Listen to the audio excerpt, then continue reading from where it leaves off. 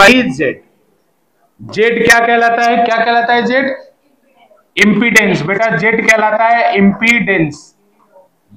Impedance इसकी unit क्या होगी? ओम। इसकी डेफिनेशन क्या होगी? It is the resistance offered by the combination of resistor, capacitor and inductor in the path of AC current. It is the resistance offered by inductor, capacitor and resistor in the path of AC current. बना लोगे ना definition? तो बेटा ये इसका definition, Z की value कितनी होती है? जेड की वैल्यू होती है under root of R square plus XC minus XL का होल स्क्वायर। बेटा ये जेड की वैल्यू होती है, ठीक है ना। और क्या बताया था इसके अंदर? एक ट्रायंगल होता है जो आपको हमेशा याद रखना है। वो ट्रायंगल कैसा होता था? नीचे होता था VC माइनस VL। बेटा इधर क्या होता था? VR। और बेटा इनका रिजल्टेंट उल्टा बन गया थोड़ा सा,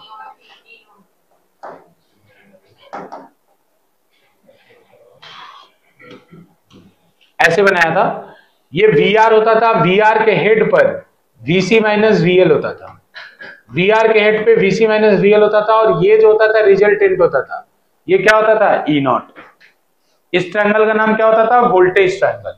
इसी से सब कुछ, एक रिलेशन इससे और निकला है। ये सब फॉर्मूले बता रहा हूं मैं। पहला फॉर्मूला इसमें क्या है? आई का, I naught sine omega t plus five. I naught की वैल्यू कितनी होगी? E naught by Z. Z का वैल्यू कितना होगा? R square plus XC minus XL का होल स्क्वायर।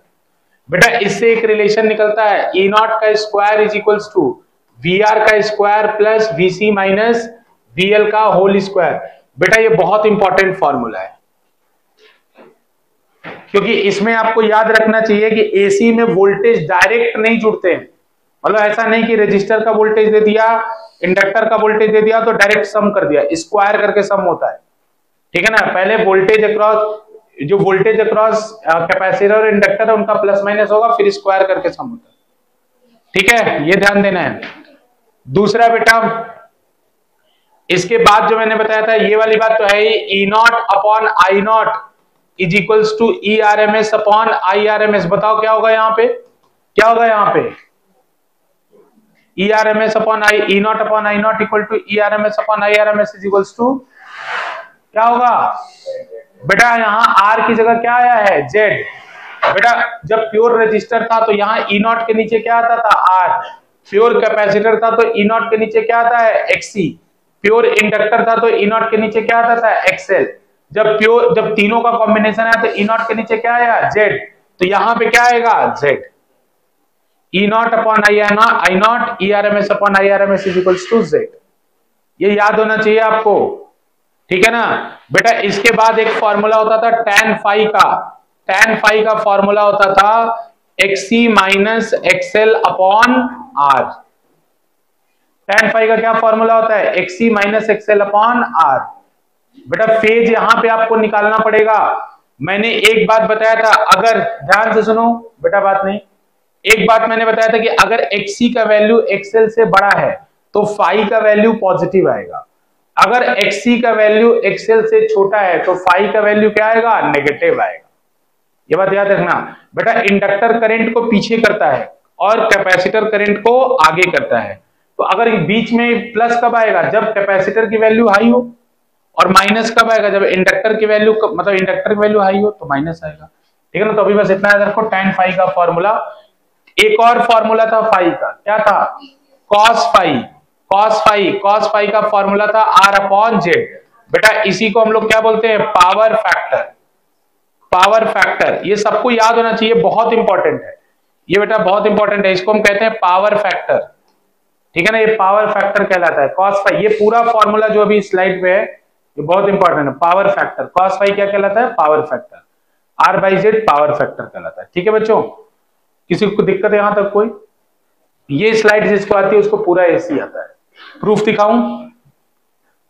देखो प्रूफ, इससे प्योर सी प्योर एल भी निकल जाएगा। देखो कैसे, अगर प्योर कैपेसिटर है तो आर की वैल्यू 0 कर दो और एक्सएल की वैल्यू 0 कर दो, तो जेड बराबर क्या आ जाएगा? एक्सी आ जाएगा ना, एक्सी। तो करंट क्या हो जाएगा? ई नॉट अपॉन एक्सी। कैपेसिटर वाला फॉर्मूला बन गया कि नहीं बन गया? बन गया ना। कैपेसिटर में बोलोगे सर फेज पाई बाई 2 होता है, ये कैसे आएगा? तो बेटा जब आर की वैल्यू 0 कर दोगे और तो एक्सी अपॉन 0 आएगा, तो एक्सी अपॉन 0 क्या होगा? इंफिनिटी। तो tan की वैल्यू इन्फिनिटी कब होती है? प्लस पाई बाई 2 पे। इन्फिनिटी आया मतलब फाई की वैल्यू क्या होगी? Pi by 2। तो देखो प्योर कैपेसिटर आ गया कि नहीं आ गया। इंडक्टर देखो कैसे आएगा, एक्स सबको जीरो, एक्सी और आर को जीरो कर दो तो एक्सएल का स्क्वायर बचेगा, तो जेड बराबर किसके हो जाएगा? एक्सएल। तो ये कितना हो जाएगा? ई नॉट अपॉन एक्सएल हो जाएगा बच्चों। ई नॉट अपॉन एक्सएल हो जाएगा ना, तो देखो वो ई नॉट अपॉन एक्सएल हो गया। अब बोलोगे सर फाई तो वहां माइनस पाई बाई 2 आता था, यहां भी चेक करो, एक्सी जीरो हो गया, आर जीरो हो गया, एक्सी आर दोनों जीरो हो गए, तो बेटा यहां माइनस एक्सएल बचा ना, माइनस एक्सएल अपॉन जीरो, तो बेटा माइनस अपॉन जीरो होगा तो माइनस इंफिनिटी होता है, और tan की वैल्यू माइनस इंफिनिटी किस पे होती है? माइनस पाई बाई 2 पे। तो बेटा पाई का वैल्यू क्या आ गया? Minus pi by 2। तो जिसको ये स्लाइड आता है उसको पूरा एसी आता है। अगर अकेला भी, अगर आर रहेगा तो क्या होगा? ये सब जीरो कर दो तो जेड की वैल्यू कितनी हो जाएगी? आर। जेड की वैल्यू कितनी हो जाएगी? आर। यहां फॉर्मूले में पुट करो तो ये सब जीरो हो गए, तो tan फाई कितना हो जाएगा? जीरो। तो tan फाई जीरो कब होता है? जब फाई क्या हो? जीरो हो। बेटा देखो फाई की वैल्यू जीरो होती है, केवल आई नॉट साइन ओमेगा टी होता है, फाई नहीं होता है उसमें। और यहां पे आर बचेगा तो ई नॉट बाई आर बचेगा। जिसको ये स्लाइड आती है, केवल ये पर्टिकुलर साइड, उसको सब कुछ आता है इसी। यही स्लाइड से आप, भले मैंने आपको pure R, pure C, pure L पढ़ाया, लेकिन नहीं भी पढ़ाता, केवल ये पढ़ा देता तब भी आपका काम चल जाता। लेकिन इससे आपको ये सब समझ डेवलप हुआ ना, ये कैसे हुआ। ये बहुत इंपॉर्टेंट स्लाइड है, समझ में आया ना आपको? बेटा इससे पीछे आपने जितना पढ़ा है सब निकाला जा सकता है, सब, ठीक है ना। बेटा इसमें एक ग्राफ है जो मैंने बताया था, वो आप लोग को याद होगा। बेटा वो ग्राफ क्या था? वो ग्राफ इस तरह था ना, जेड और ओमेगा के बीच में ग्राफ था। कैसा ग्राफ था, याद है किसी को? जेड और ओमेगा के बीच में, हाँ, पैराबोला टाइप का इस तरह का ग्राफ था। बेटा जेड की वैल्यू मिनिमम होती है कभी, और जीरो पे भी इंफिनिटी होती है और इंफिनिटी पे भी इंफिनिटी, तो रीजन बताया था। ओमेगा की वैल्यू जीरो रखोगे तो एक्सी इंफिनिटी हो जाएगा, ओमेगा की वैल्यू इंफिनिटी रखोगे तो एक्सएल इंफिनिटी हो जाएगा। तो जीरो रखने पे भी इंफिनिटी और इंफिनिटी रखने पे भी इंफिनिटी। समझ में आया ना? तो ये ग्राफ है बेटा, ये टोटल याद रखो, इतना ही याद रखना, अब न्यूमेरिकल करना है बस इसके ऊपर। क्लियर है सबको? इतना क्लियर है? अब बेटा ये तो यहाँ क्वेश्चन उठा कि ये ओमेगा की वैल्यू अगर मैं बदलते जाऊं तो किस वैल्यू के लिए ये जेड की वैल्यू मिनिमम होगी। आप देख पा रहे हो ना, जेड की वैल्यू मिनिमम कब होगी? तो बेटा इसी कंडीशन को हम लोग कहते हैं रेजोनेंस। तो लिखो रेजोनेंस, रेजोनेंस, इसके बाद केवल न्यूमेरिकल करेंगे बच्चों। रेजोनेंस, रेजोनेंस, रेजोनेंस लिखो बेटा, रेजोनेंस, सेटिंग डालो, रेजोनेंस लिखो। It is the condition in the circuit, it is the condition in the circuit for which current is maximum. It is the condition in the circuit for which current is maximum, for which current is maximum. बेटा आपने अभी पढ़ा RLC circuit में resonance होगा। बेटा resonance in RLC है, ये हम लोग को आरएलसी में पढ़ना है। तो आरएलसी सर्किट की वो कंडीशन जिसपे करंट मैक्सिमम हो, उसी कंडीशन को हम लोग क्या बोलते हैं बेटा? रेजोनेंस। रेजोनेंस का मतलब देखो क्वेश्चन भी आएगा, हिंट देगा कि बोलेगा in RLC circuit the current is maximum, तो आप समझ जाना कि मैक्सिमम करंट होगा तो क्या होगा वहां पे? रेजोनेंस होगा। तो रेजोनेंस होगा बेटा। तो अभी आपने देखा था कि ऐसे करके मैंने ग्राफ बनाया था, ये ग्राफ ऐसे बनाया था ना, तो ओमेगा की, ये किसके बीच में ग्राफ था? ओमेगा और जेड की। तो बेटा ओमेगा की किसी वैल्यू के लिए ये जेड मिनिमम हो रहा है, किसी वैल्यू के लिए। तो बेटा ये मिनिमम कब होता है? तो मैं आपको डायरेक्ट बता दूं बेटा, आई नॉट क्या, आई नॉट किसके इक्वल होगा यहाँ? E naught by Z, E naught by Z होगा बेटा। तो जेड की वैल्यू जब मिनिमम होगी बेटा, जेड की वैल्यू जब मिनिमम होगी, जब जेड मिनिमम होगा उस समय करंट क्या होगा बेटा? बेटा जेड मिनिमम होगा तो करंट क्या होगा? मैक्सिमम होगा। बेटा आप समझ रहे हो? बेटा करंट क्या होता है? E naught by Z, peak current की बात कर रहा हूं, आरएमएस की भी बात कर सकते हो, कोई दिक्कत नहीं है। बेटा ई नॉट बाई जेड होता है, तो जेड जब मिनिमम होगा तो आई नॉट क्या होगा? मैक्सिमम। इसी कंडीशन को हम लोग क्या बोलते हैं बेटा? रेजोनेंस। यही कंडीशन क्या होता है? रेजोनेंस। अब क्वेश्चन है कि कैसे पता जेड की मिनिमम वैल्यू क्या होगी? तो बेटा जेड की मिनिमम वैल्यू होती है, जेड मिनिमम तब होता है जब बेटा फॉर्मूला जेड का देखो क्या है? जेड का फॉर्मूला है under root of R square plus XC minus XL का होल स्क्वायर। बेटा जब एक्सी एक्सएल के इक्वल हो जाए, जब एक्सी और एक्सएल एक दूसरे के इक्वल हो जाए तो ये पूरा टर्म खत्म हो जाएगा। तो पूरा टर्म खत्म हो जाएगा बेटा, तो जेड की वैल्यू उस सिचुएशन में सबसे मिनिमम होती है। तो बेटा जिस ओमेगा पर जेड मिनिमम होने के लिए क्या कंडीशन है कि XC should be equal to XL. बेटा जिस कंडीशन पे एक्सी और एक्सएल इक्वल हो जाएंगे, ये याद रखना, क्वेश्चन पूछेगा कि what are the condition for resonance, तो बेटा reactive capacitance should be equal to reactive inductance. जब ये दोनों इक्वल हो जाएंगे तो वो कंडीशन किसकी होगी बेटा, रेजोनेंस की होगी। जब रेजोनेंस की कंडीशन होगी तो बेटा जेड मिनिमम किसके इक्वल आएगा, आर के। बेटा जेड किसके इक्वल आ जाएगा, खुद देखो, एक्सी अगर एक्सएल के इक्वल हो जाए तो बेटा ये वाला टर्म जीरो हो जाएगा, अगर ये टर्म जीरो हो जाएगा तो जेड किसके इक्वल आ जाएगा, आर के। जेड किसके इक्वल आ जाएगा, आर के। बेटा फाई चेक करो, फाई कितना होगा, तो बेटा एक्सी इक्वल टू एक्सएल हो जाएगा। तो tan फाई का फॉर्मूला क्या होता है बच्चों, tan फाई का फॉर्मूला होता है XC minus XL by R. tan phi का फॉर्मूला क्या होता है, XC minus XL by are.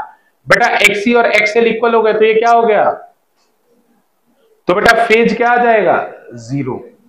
Phase क्या आ जाएगा, जीरो।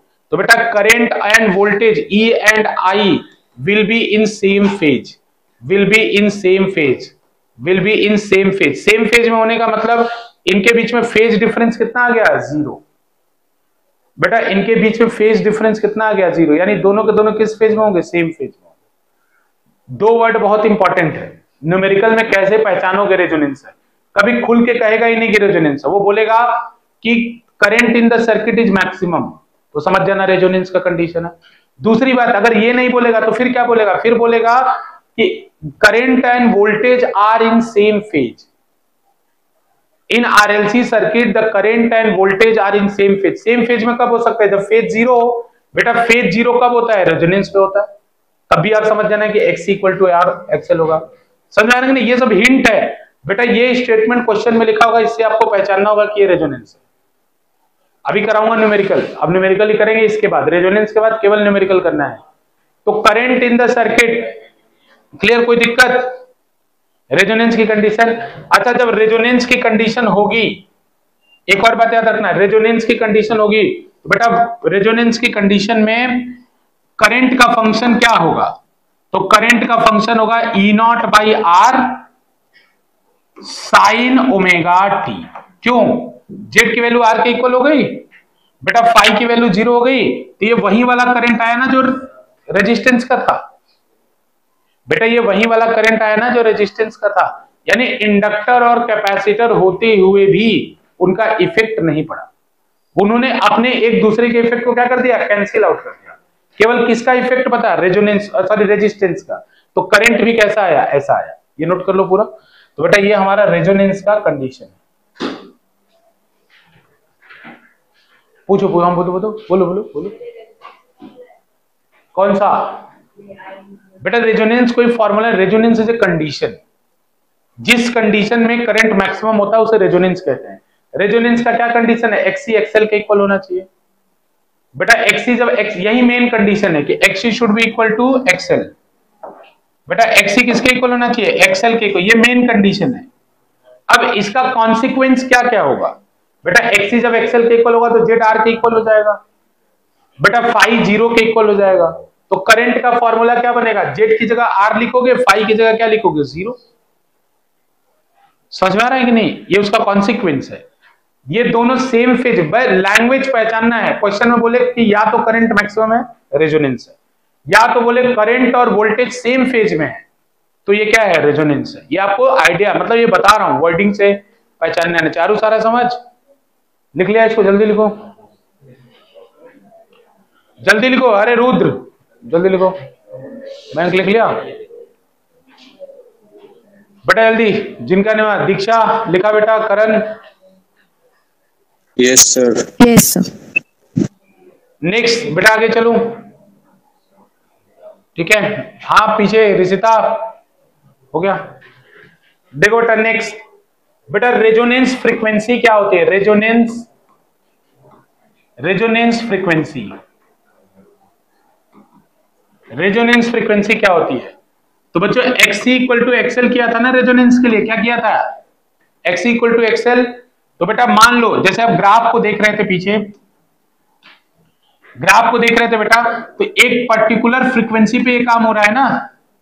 जैसे एसी सोर्स का हम फ्रीक्वेंसी बदलते जाए तो एक पर्टिकुलर फ्रीक्वेंसी ऐसा मिल रहा था जिसपे एक्सी एक्सएल इक्वल हो गए, इस वाले पॉइंट पे एक्सी और एक्सएल इक्वल हो गए, तो ये आर जेड किसके इक्वल हो गया, आर के।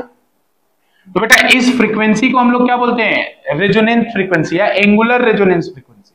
बेटा ये एंगुलर फ्रीक्वेंसी है ना ओमेगा, तो ये क्या है, एंगुलर फ्रीक्वेंसी है, ये एंगुलर रेजोनेंस फ्रीक्वेंसी है, angular resonance frequency, angular resonance frequency. मतलब जिस कंडीशन पे जेड मिनिमम होता है वही तो रेजोनेंस का कंडीशन होता है, और जिस फ्रीक्वेंसी पे ये होता है उसे हम एंगुलर रेजोनेंस फ्रीक्वेंसी कहते हैं, या एंगुलर रेजोनेटिंग फ्रीक्वेंसी, कुछ भी बोल सकते हैं। क्लियर है ये, क्लियर ना। अब इसकी इस ओमेगा नॉट की हमें वैल्यू निकालनी है बेटा, कैसे निकालूंगा, तो देखो ओमेगा नॉट की वैल्यू कैसे निकलेगी, तो एक्सी इक्वल टू एक्सएल था, तो एक्सी का फॉर्मूला क्या होता है बोलो, एक्सी का फॉर्मूला क्या होता है, 1 अपॉन ओमेगा सी। तो यहां रखो 1 अपॉन ओमेगा नॉट सी, मान लो रेजोनेंस हो गया है, तो 1 upon omega naught C. XL का वैल्यू क्या होता है, ओमेगा नॉट एल, एक्सएल का वैल्यू क्या होता है, ओमेगा, आरुष आ रहा है समझ, ओमेगा नॉट एल। यहां से ओमेगा नॉट निकालो, तो बेटा इस ओमेगा नॉट को इधर भेज दो, एल को इधर भेज दो, बेटा omega naught square will be equal to 1 upon L C. तो बेटा ओमेगा नॉट कितना होगा, omega naught will be equal to 1 upon under root L C. ये एंगुलर रेजोनेटिंग फ्रीक्वेंसी की वैल्यू है।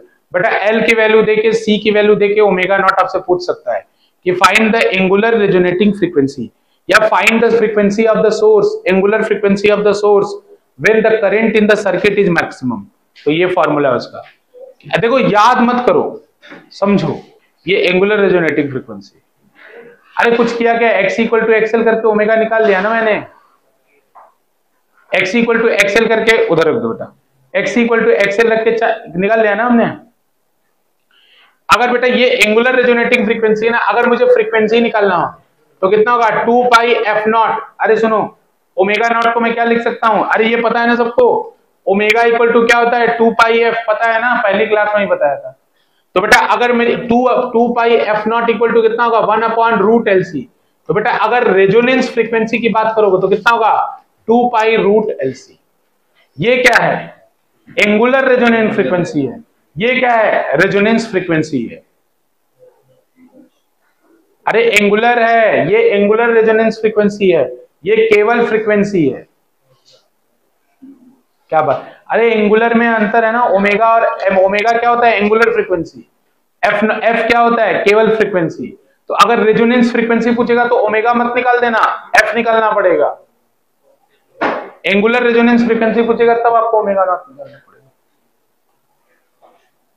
जिसको देखो समझ में आ रहा है उसके लिए कुछ नहीं है, कुछ नहीं है। अरे ओमेगा नॉट निकल ले तो ओमेगा नॉट को 2 पाई एफ रखना है ना, 2 पाई उधर जाकर डिवाइड मारना है, क्या दिक्कत है। और ये भी, इसमें भी क्या दिक्कत है, फॉर्मूला तो देख रहा हो, ये देखो ना एक्सी एक्सएल के इक्वल किया है, उसकी वैल्यू डाल के ओमेगा निकाल लो, और क्या है, सो सिंपल, वेरी सिंपल बेटा। अभी 10th वालों को बताता वो समझ जाते तो।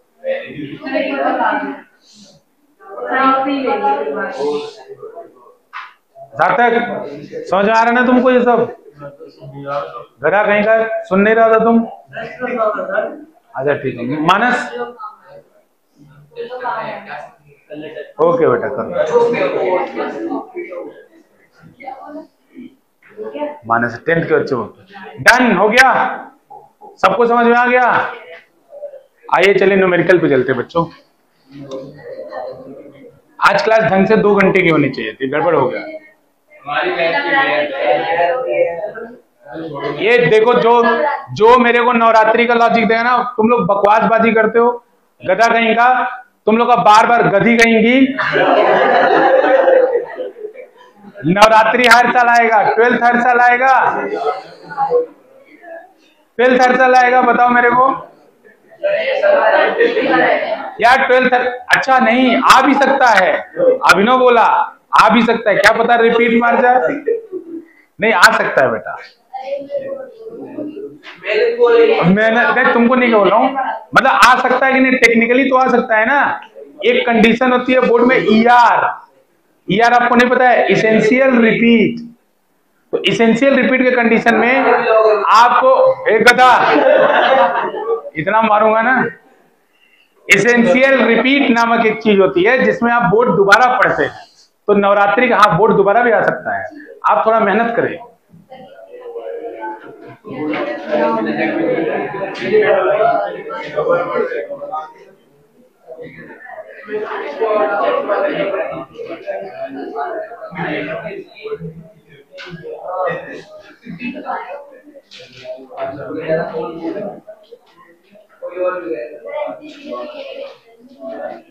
नहीं हो रहा है ना बेटा? अरे मैं कुछ नहीं बोलूंगा, डाउट मेरे से पूछ लिया करो। अरे मैं नहीं करूंगा रोस्ट। अरे इस चक्कर में मत बेटा, डाउट आउट पूछ लिया करो, मैं रोस्ट नहीं करूंगा। अब तुम बकवास की बात कर दो तब मैं रोस्ट करता हूँ।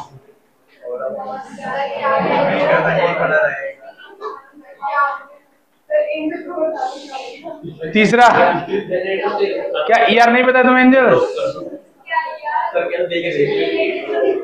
बेटा देखो, एक होता है ईआर।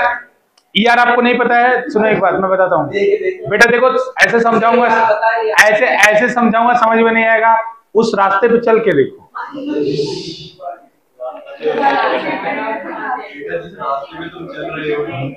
एक दिन बुरा खुश हो गया। गांधी जी। तीसरा क्वेश्चन नंबर 3। रसिका फोन रखो। तीसरा क्वेश्चन नंबर, तीसरा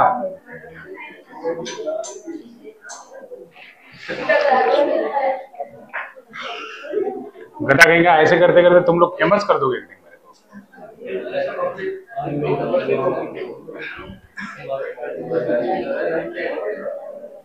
इस क्वेश्चन का आंसर सबका आना चाहिए। हमने आंसर आना चाहिए एंजल। सबकी नोटबुक चेक करूंगा। चलो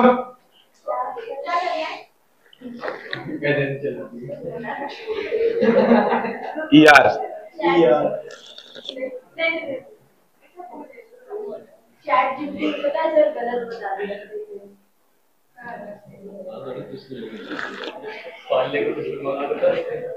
बेटा फास्ट।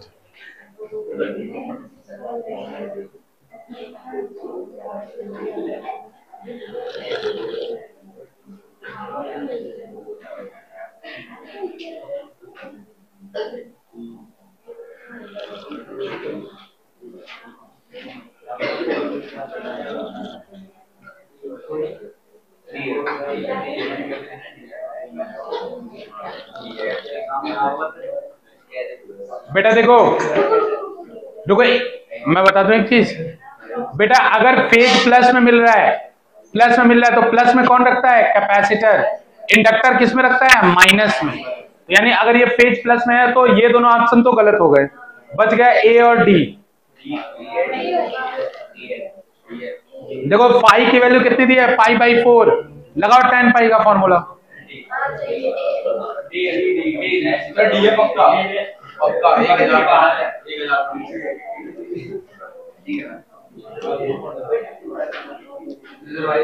बेटा इधर ध्यान से देखो सब लोग। बेटा एक आर है और एक्स है, तो मतलब ये आरसी सर्किट है। ये केवल कौन सी सर्किट है? RC circuit. कैसे पता चला आरसी सर्किट है? बेटा ये बीच में प्लस साइन हो ओमेगा के बाद। अरे ये सीख लो, छोटी सी बात है। अगर ओमेगा के बाद प्लस साइन हो तो कौन सी सर्किट होगी? आरसी। क्योंकि कैपेसिटर आगे ले जाता है। एंजल ध्यान दो, क्योंकि कैपेसिटर क्या करता है? आगे ले जाता है। ठीक है, कैपेसिटर आगे ले जाता है। तो बेटा यहाँ पे ये कैपेसिटर हो गया ना, तो ये आरसी सर्किट हो गया। अब देखो फाई का फॉर्मूला क्या है? यहाँ पे फाई क्या है? पाई बाई 4। तो tan फाई का फॉर्मूला क्या होता है? बोलो। XC minus XL upon R. तो बेटा एक्सएल तो है ही नहीं, एक्सएल नहीं है ना, ये आर और सी का सर्किट है, तो एक्सएल हटा दो। तो यहां से फॉर्मूला क्या बनेगा? tan pi by 4। फाई की जगह क्या रख दो? Pi by 4 is equals to XC upon R. बेटा tan पाई बाई 4, पाई का वैल्यू होता है 180, पाई बाई 4 क्या होगा? 45। tan 45 की वैल्यू क्या होती है? tan 45 की वैल्यू कितनी होती है? 1। तो बेटा 1 is equals to XC upon R. तो बेटा XC इक्वल टू कितना हो जाएगा? आर। वो कौन सा सही है?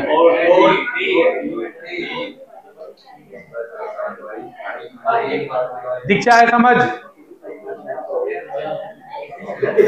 Yes sir. अरे तुम्हें समझ में आया? Deepanshu, Aarush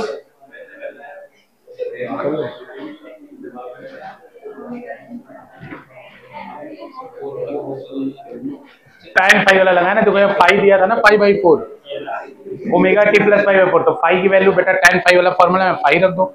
XC minus XL था तो बेटा ये केवल आर और सी है, एल है ही नहीं, तो एल नहीं है तो एक्सएल काट दिया है, तो tan five equal to XC by R, tan 5/4 1 होता है तो एक्सी इक्वल टू आर। ठीक है,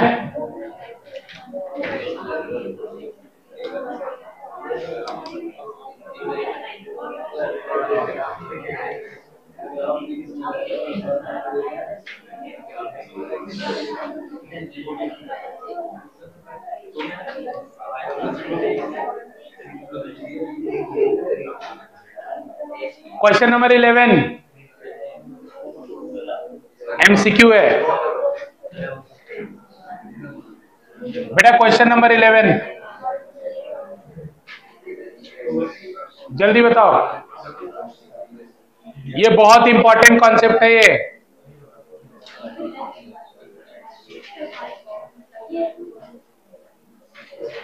एंजल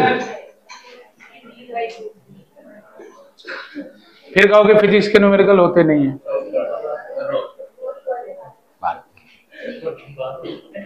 अब एक दिन में एक रोस्ट बस, एक क्लास में ओवर नहीं होना चाहिए। आज एक हो गया रोस्ट।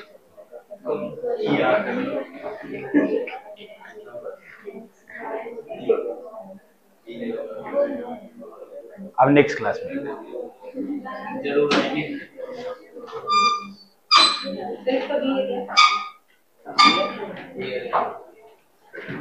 बेटा अगर फ्रीक्वेंसी को इंक्रीज करे तो इम्पीडेंस फर्स्ट डिक्रीज करता है देन इंक्रीज करता है, सही बात है। देखो बेटा फ्रीक्वेंसी के साथ इम्पीडेंस कैसे वेरी करता है, ऐसे वेरी करता है ना, तो बेटा फ्रीक्वेंसी बढ़ाओगे तो पहले क्या करता है, इम्पीडेंस घटता है, फिर मिनिमम होता है, फिर उसके बाद क्या करता है, बढ़ता है।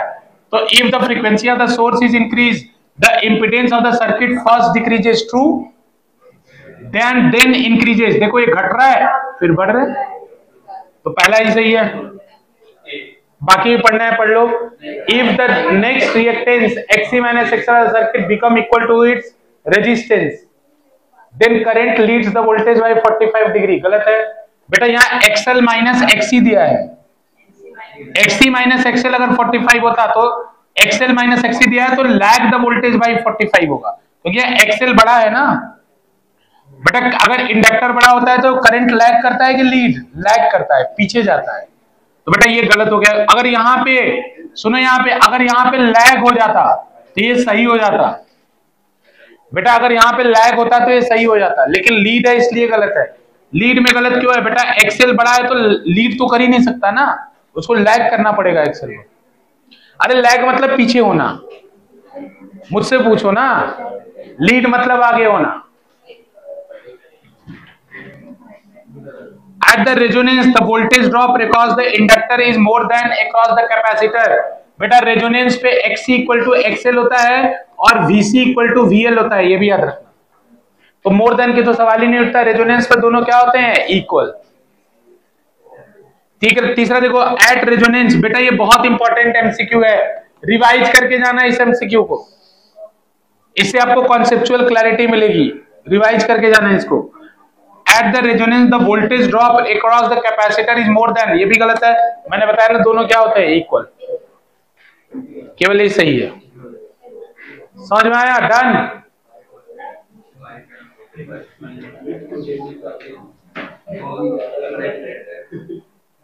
बेटा क्वेश्चन नंबर 12 ये सुमरा बताएगी मेरे को, ये बहुत आसान क्वेश्चन है, फटाफट करो। आइए, वेलकम वेलकम वेलकम, स्वागत आपका, गधा कहीं का। इधर आ गया, इधर आ, यहाँ बैठ। क्या हो गया था बेटा? बेटा क्वेश्चन करो आप लोग, क्वेश्चन नंबर है बेटा, क्या हो गया? एक क्वेश्चन तुम लोग करो, ध्यान दो। क्या क्यों नहीं आया? 4 बजे का क्लास था। क्या मैसेज देखा था? हो गया बराबर।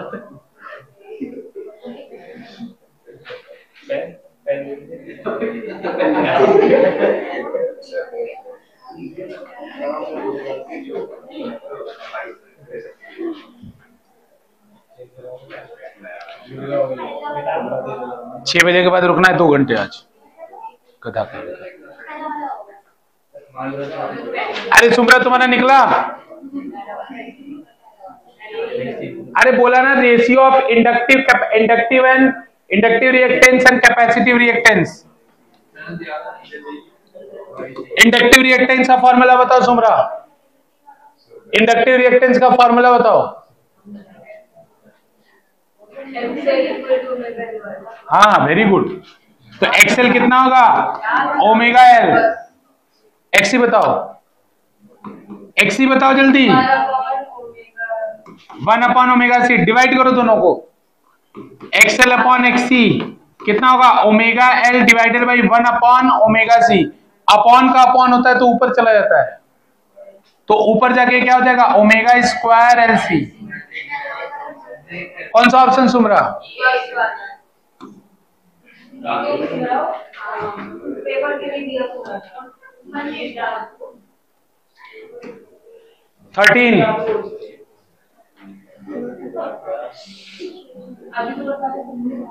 13 क्वेश्चन करो। अरे पिछला समझ आया दीपांशु तुमको? Aarush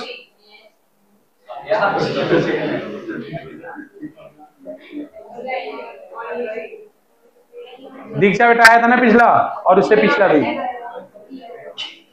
yes sir. Karan? Yes sir. ठीक है बेटा। करंट, अगर करंट और वोल्टेज में π/2 का फेज डिफरेंस है तो tan फाई का फॉर्मूला लगाओ। tan फाई का फॉर्मूला क्या होता है? XC minus XL by R। ये होता है ना। अगर फाई की वैल्यू π/2 रखोगे, चाहे प्लस चाहे माइनस, यहां क्या बनेगा? इंफिनिटी। tan π/2 इंफिनिटी होता है, माइनस π/2 भी क्या होता है? इंफिनिटी। बेटा ऐसा तभी पॉसिबल है जब R की वैल्यू क्या हो? 0। ऐसा तभी पॉसिबल हो जब R की वैल्यू क्या हो? 0।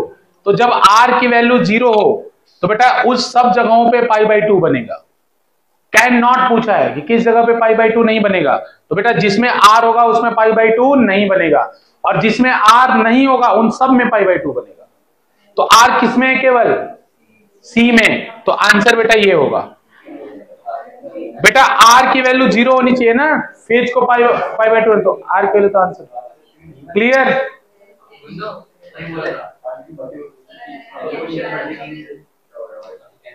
ये क्वेश्चन रुद्र बताएगा।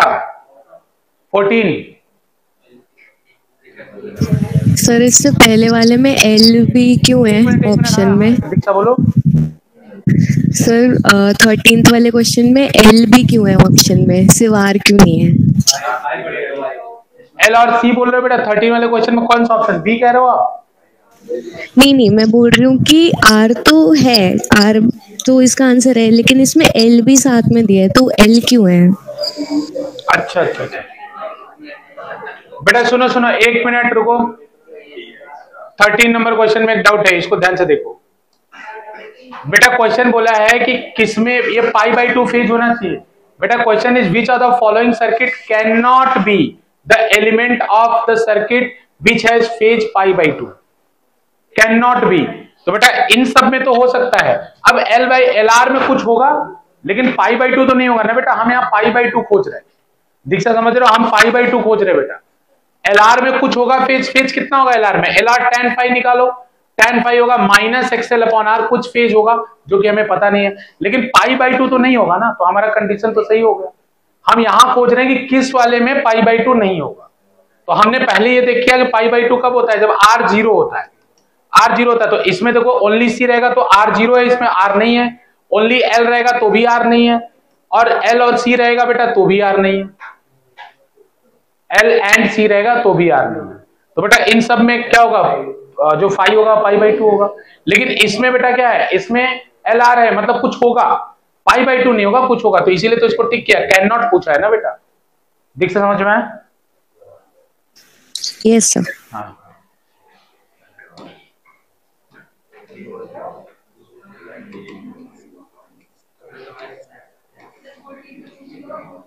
15, हाँ हाँ, डी, रुद्र डी ना, डायरेक्ट फॉर्मूला था।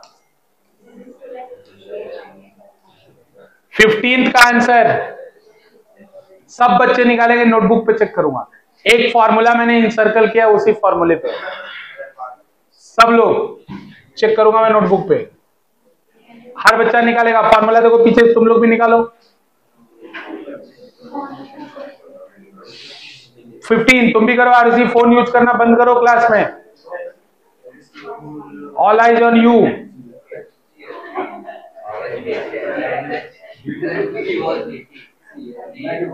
पूरा देख रहा हूं मैं, नीचे टाइप कर रहे हो तुम, जल्दी करो। 15।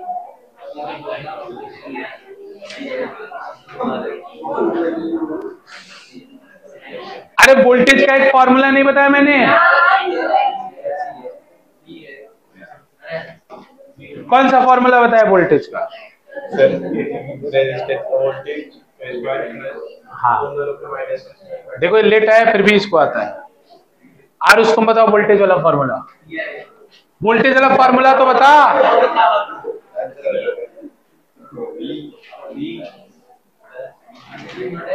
क्या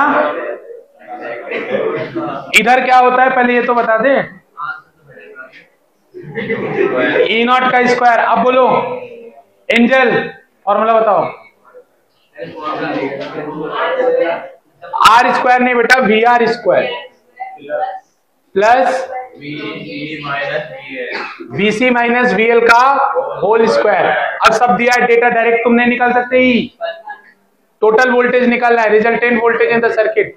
बेटा ये रिलेशन पीक करंट का है, लेकिन जो रिलेशन पीक करंट में होता है वही रिलेशन आरएमएस करंट में भी होता है। ठीक है ना? तो इस समय ये सब क्या गिवन है? RMS voltage. लेकिन बेटा ये रिलेशन पीक वोल्टेज में है, तो जो रिलेशन आरएमएस में होता है वही पीक में होता है। बाई √2 का ही तो अंतर होता है। तो डायरेक्ट इसी को यूज कर लो। फटाफट आंसर बताओ। आंसर कितना होगा इसका? वी आर का स्क्वायर। वी आर कितना है बताना।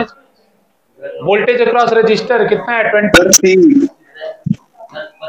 कौन सा आ रहा है दीक्षा? सी सर, करंट सी। 20 का square plus VC minus VL. VC कितना है? VC minus V L.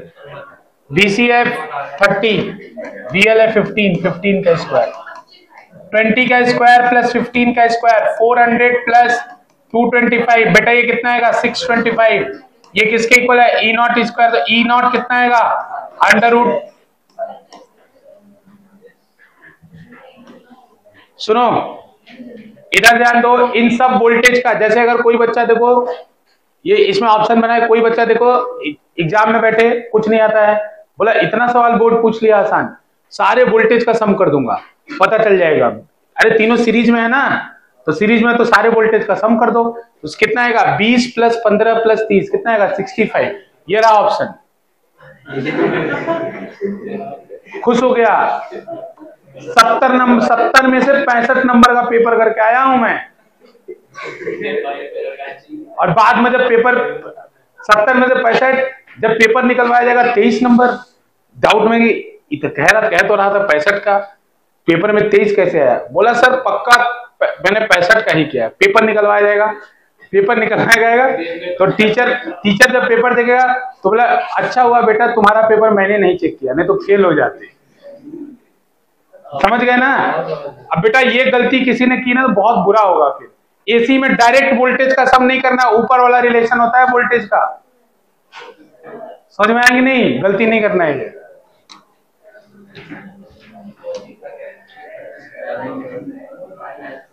$15 करो, देखिए कितने लोग को 17 क्वेश्चन नंबर 17 दिखाई नहीं दे रहा है?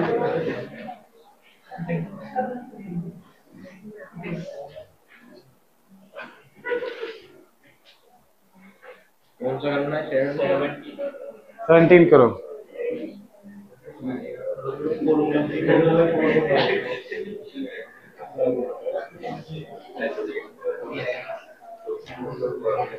क्वेश्चन करेंगे बोलने ना।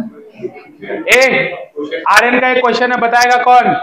द वोल्टेज, इधर सुनो ध्यान से, if the voltage source and current source are in the same phase, are in phase, तो बताओ क्या है? रेजोनेंस है। ये पहचानने आना चाहिए क्वेश्चन पढ़ के, रेजोनेंस है। अब निकालो, रेजोनेंस होगा तो एक्सी किसके इक्वल होगा? एक्सी किस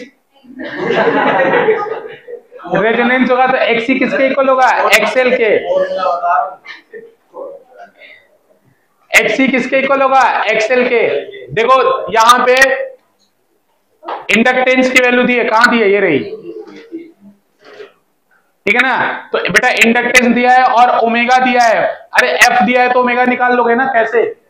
2 पाई है, तो इससे ओमेगा एल आ जाएगा, और यहां से सी निकाल लो, निकाल के देखो फटाफट, देखो चलो, सबका आंसर चाहिए, निकाल के था। और तुम मेरा पेन कैसे ले? दो उसको पेन, इधर लाओ। मेरा 15 रुपए वाला पेन लेके 2 रुपए वाला पेन पकड़ा रहा है।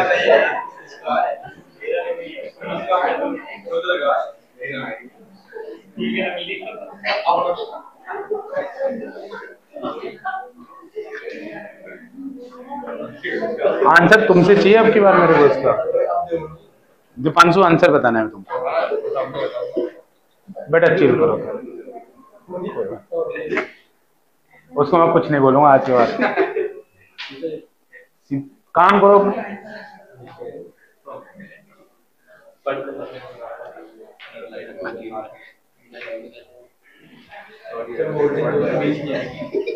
चुप।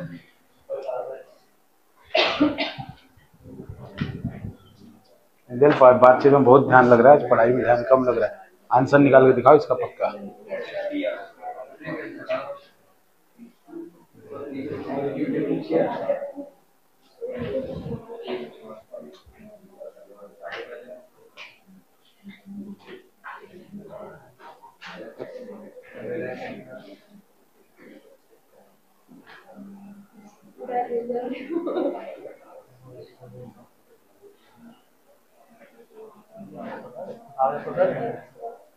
लिख ओमेगा, ओमेगा इक्वल टू 2 पाई होता है, लिख ना।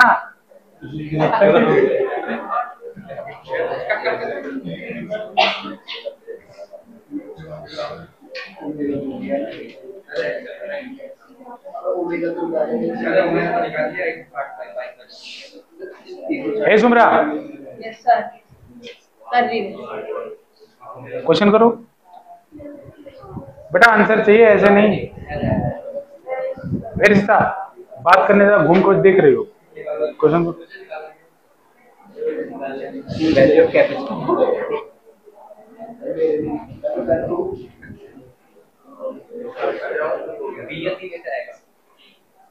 चुपचाप कर लो,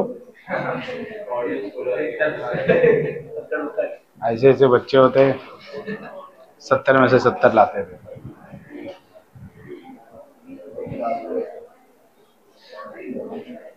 ओमेगा निकाल दिया बेटा, omega equal to 2 pi F होता है। फ्रीक्वेंसी तो है वो भाई है,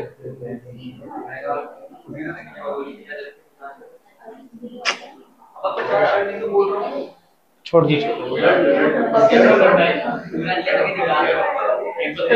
हाँ कितना आया?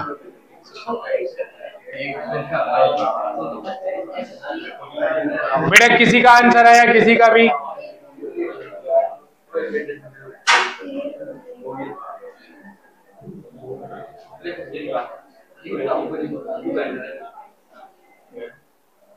अरे मुझे क्या पता, मैं तो अभी सॉल्व करूंगा।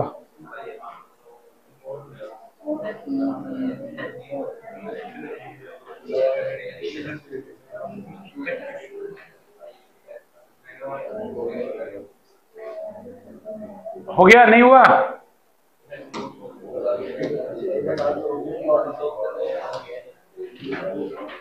बेटा इंडक्टेंस की वैल्यू कितनी थी बताना? 80 मिली हेनरी। फ्रीक्वेंसी कितना था? 50 हर्ट्ज, ये था ना। तो अब देखो x इक्वल टू क्या होगा, XL। क्यों होगा, क्योंकि दोनों सेम फेज में है, तो x इक्वल टू XL होगा। तो xc कितना होगा, 1/ωc, या ऐसे देख लो direct, omega square equal to 1/LC कर लूं, omega square equal to 1/LC कर लूं। अरे अभी बताया था ना, ओमेगा स्क्वायर 1/LC होता है, ओमेगा 1/√LC होता है। तो देखो यहाँ पे 50 हर्ट्ज है फ्रीक्वेंसी, तो ओमेगा कितना होता है 2πf, तो 2π इंटू 50 तो कितना हो जाएगा 100 पाई। इधर देखो तुम देखो इधर, वैल्यू मत डाला करो जब तक वो लास्ट रिजल्ट ना हो। पाई डाल के मल्टीप्लाई करके 7 से डिवाइड करके डेसिमल में आंसर कर, अरे वो आंसर थोड़ी है।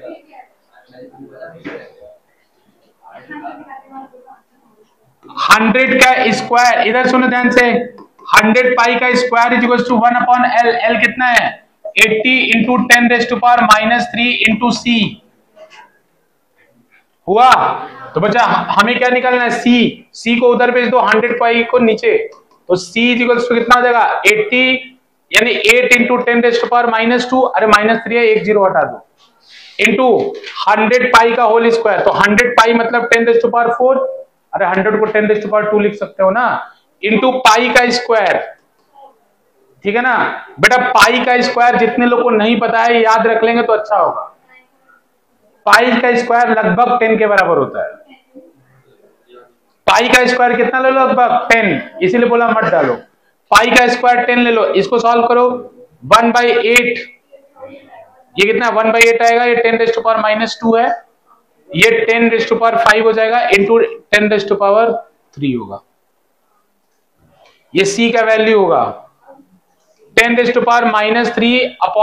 हो जाएगा। तो इसको ऐसा कर लो ना, 10/8 इंटू 10⁻⁻⁴, क्या कर लो, चलो बाद में कर लेंगे। 8/10 करो, कितना आएगा 8/10, सॉल्व करके देखो कितना आएगा 1.25, तो 8/10 आएगा 1.25 इंटू 10⁻⁻⁴। तो अगर यहाँ -6 बनाना है तो यहाँ क्या हो जाएगा वहां पे क्या हो जाएगा 125, तो 10⁻⁻6 क्या लिखते हैं माइक्रो, तो इसका आंसर आएगा 125 माइक्रो फैराड, मतलब लगभग 127 आएगा इसका। अरे यहाँ के बाद स्टेप गायब हो गया क्या, पाई स्क्वायर को 10 रखा ना बेटा, तो 10⁵ इंटू 10⁵ होगा, ये करोगे 3 आएगा, 3 ऊपर गया 10⁻⁻3, मैंने एक 10 अपनी तरफ से मल्टीप्लाई किया तो डिवाइड भी करना पड़ा 10⁻⁴, और 10/8 निकाल लिया 1.25 इंटू 10⁻⁻। बेटा डेसिमल को जब इधर शिफ्ट करना हो तो माइनस में पावर, यानी पावर घटता है, तो 2 घट जाएगा, ये आंसर आ जाएगा 125 माइक्रो फैराड। ठीक है बच्चों, थोड़ा आराम कर लो, फिर मैथ्स की क्लास होगी। लेकिन सुनो, एसी का न्यूमेरिकल मेरे साथ कंप्लीट कर लो, कल भी बुलाऊंगा क्लास। बच्चे क्यों नहीं आ रहे हैं, कुछ बच्चे क्यों नहीं आ रहे हैं,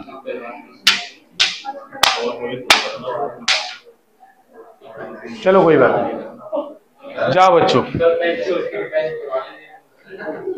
बेटा अगर मेरा पेन चोरी हुआ ना, मैं आर्यन को मारूंगा।